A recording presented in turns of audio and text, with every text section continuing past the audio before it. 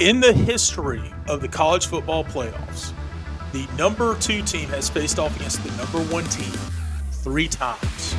And the number 2 team has won all 3 games. The real question is this year, can Michigan break the stack? Let's move it to college. There's a big game going down Monday night, the National Championship. Our college was over. Oh, well, it feels like it is for Alabama fans. It is done. And Texas fans it's done. And I think all SEC fans, I mean, it's basically a Big Ten national championship. Yeah, for the first time in I think 17 years maybe, we do not have an SEC school. And had Texas made it, SEC would have claimed it, no doubt about it. But we have Michigan and Washington in the big game. Obviously, if you watched our zero credibility hot takes, we were 0%, but your hearts were going for Washington. JT, I'll start with you. What is your position on Monday? How do you think it's going to turn down when the lights turn off Monday night? Who's the champion? Yeah, so I'll tell you why first. I watched Michigan just really dominate Bama in the first half. Here we go.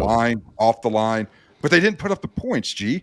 They dominated them and didn't score and put it out of touch, which allowed Alabama to roar back and keep it close in the second half. And that's a problem. And then I flipped over and watched that other game, and I watched this kid who I don't think's getting enough credit, Michael Penix there at quarterback, throwing all over this really good Texas defensive team. Putting up points, making amazing throws, controlling an offense. And so if you remember on our last hot take, I said it was going to be Texas over Michigan, and I had a big reason on, look, all the off-field issues are going to catch up with Michigan now. They've had too much drama. They can't keep that the whole season, and they're going to fall, and it's all going to come down to the big game. I'm sticking by that. Michigan's not winning this. I just thought it was going to be Texas. But that Penix kid, Washington, they look incredible. They look fun. That offense is putting up points, and it just can't be Michigan's year. It just can't be. Jim's already having these talks with the NFL teams. You know, everything that's going on off season, Washington has one thing to concentrate on, and that's the game Monday night. They're going to win it. The Pac-12 is going to win it in the year that they dissolve. What in the world is the irony around all of this? And I think all college fans except Michigan fans will be smiling at the end. Bubba. It sounds like a Hollywood script. In the final season of the historic Pac-12, one of the great underdogs of the Pac-12, Washington, comes out of nowhere, no respect, overcomes Oregon, overcomes USC with a stud All-American, All-World quarterback in Caleb Williams, beats Texas, who everyone thought was going to knock them down, and then wins the national championship. Everyone cries, confetti flows, insane. The problem is that's a fiction, and the reality is the Michigan defensive line. You want to talk about the most impressive thing that I saw last weekend? It was the push the Michigan defensive line got against Alabama. Alabama has an elite offensive line, Every one of those linemen, maybe not the center, every one of those linemen will be playing on Sunday. 4 out of those 5 linemen will be playing on Sunday. And the Michigan defensive line lived in the Alabama backfield.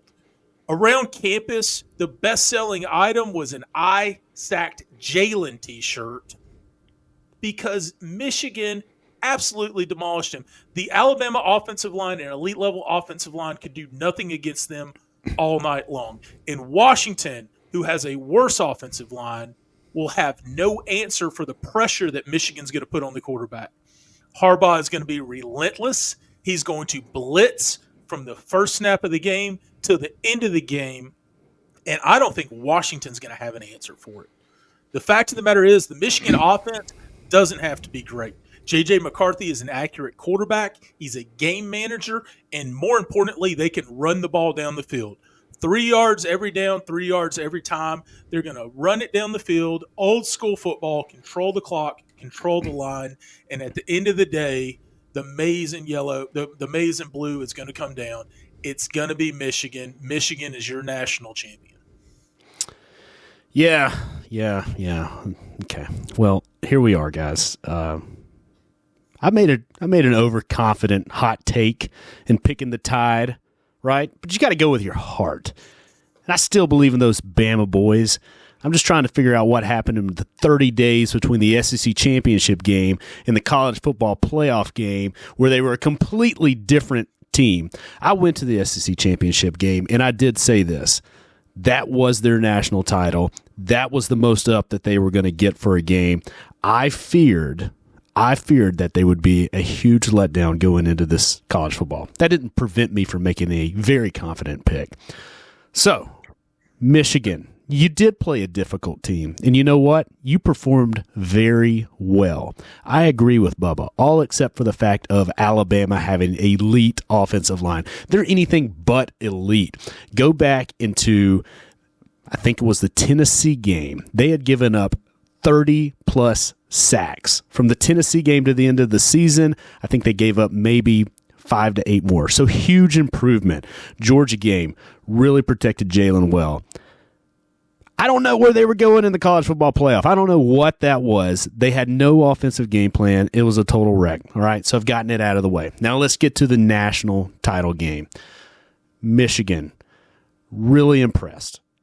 You've proven that it didn't matter who played on your schedule. You could play a trash can, an FCS team. You could play a big power SEC school, and you can hold your own. Blake Corum, that guy is 5'3", squats 700 pounds.